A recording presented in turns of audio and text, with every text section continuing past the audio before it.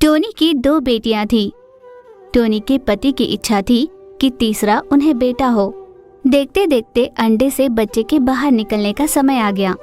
Tony का पति, उसके बच्चे और उनकी सहेलियां लूसी कबूतर, छोटू तोता और चीचू कौवा भी बड़ी आस से बच्चे के बाहर निकलने की राह देख रहे थे। तब लूसी ने कहा, हे भगवान, कम से कम इस बार इनकी इच्छा पूरी कर दो, इन पर अपनी कृपा बरसाओ, एक बेटा दे दो। इस तरह सभी भगवान से प्रार्थना कर रहे थे। इतने में अंडा फूटकर बाहर बच्चा निकला, वो भी लड़की थी। उसे देखकर वहाँ पर खड़े सभी उदास हो गए। अब मैं इस घर में एक पल भी नहीं रुक सकता। मैं इन 3 बेटियों के शादी का बोझ अपने कंधे पर नहीं ले सकता। मुझे ना ये पत्नी चाहिए और ना ही बेटियाँ। मैं जा रहा हूँ घर छोड़कर। ये आप कैसी बातें कर रहे हो? मैंने तो मना ही किया था ना कि तीसरा बच्चा नहीं चाहिए, पर आप ही ने कहा था कि तीसरा लड़का हो सकता है। अब जब लड़की हो गई है तो तुम हम सबको छोड़कर चले जाना चाहते हो, ये कहाँ का न्याय है? हाँ जीजा जी, आप ये सही नहीं कर रहे हैं। इस तरह छोड़ के जाना मुझे अच्छा नहीं लग रहा। सुख हो या दुख, दोनों मिल बांटकर अपने बच्चों की परवरिश करो।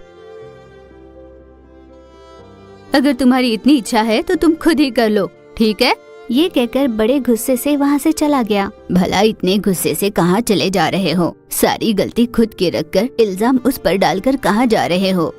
इतना कहने पर भी वो किसी की बात सुने बिना वहाँ से चला गया। टोनी रोते हुए बोली, हे भगवान, इस दिन का अंदाजा मुझे पहले से ही लग गया था। मैं जानती थी कि मेरे पति मुझे छोड़कर चले जाएंगे। भगवान, मैंने तुमसे कितनी प्रार्थना की कि मेरी जिंदगी में ऐसा दिन मत लाना, पर तुमने मेरी एक न मानी। जो मैं नहीं चाहती थी वही हुआ। दिल छोटा मत करो दोस्त, हम सब है ना तुम्हारे साथ। तुम्हारे पति जरूर अपना मन बदलकर वापस लौटेंगे।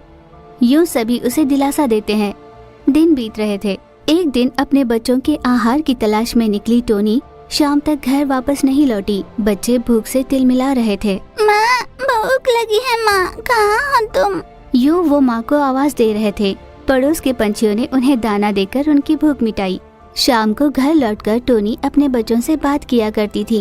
माँ, आप सुबह जाकर शाम तक घर वापस नहीं लौटती, हमें बहुत भूख लगती है। आस पड़ोस के पंछियाँ हमें कुछ खाना देकर जाती हैं, कभी देती है कभी नहीं। तुम ऐसा क्यों करती हो माँ? हमारे लिए जल्दी नहीं आ सकती? बच्चों, मैं तुम्हें क्या बताऊं?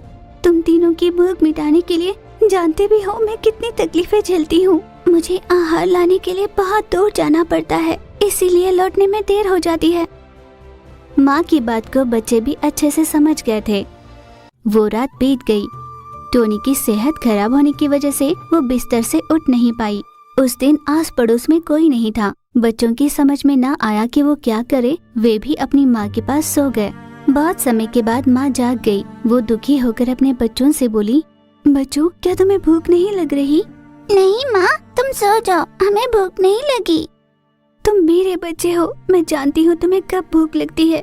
जब घर पर नहीं होती तब तो ठीक है, पर घर पर रहकर भी अगर मैं भूख न मिटाऊं तो कैसे होगा? ये सोचकर माँ बच्चों के लिए रोटियां बनाने लगी। रोटियां बनाकर उसने अपने बच्चों को परोसा, पर घर पर आटा इतना ही था जो बच्चों के लिए ही काफी हो जाता। उसने अपने बच्चों की भूख मिटाई। माँ ने केवल पानी से अपना पेट भर लिया और वो सो गई। बच्चे भी खाने के बाद आराम करने लगे। बच्चों ने आपस में बात की। माँ ने अपने लिए इतना कुछ किया, पर वो बिना खाए सो गई। हमें माँ के लिए कुछ करना होगा, पर घर में कुछ भी नहीं है। इसीलिए तो मैंने पूरा खाना नहीं खाया और माँ के लिए बचा कर रखा। मैंने भी बचा के रखा। हाँ, तुम दोनों ने ही नहीं, मैंने भी बचा के रखा। पर हम न खाकर माँ के लिए बचा कर रखेंगे तो माँ नहीं मानेगी, इसलिए हमें कुछ और करना होगा। तो हम रोटियों के छोटे छोटे टुकड़े करेंगे और माँ से कहेंगे कि घर पर आटा था, तुमने देखा नहीं ठीक से।